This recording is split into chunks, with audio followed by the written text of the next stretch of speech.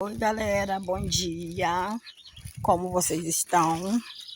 Eu já estou naquele pique, animada,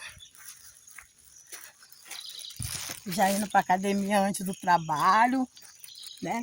Que de manhã é mais gostoso, pegar aquele ventinho assim na cara antes de trabalhar, dar aquela exercitada no corpo para dar clima, para pegar firme no trabalho. E depois desse monte de dia de folga, né? A gente fica meio preguiçosinho. Mas aí a gente dá aquela aquecida.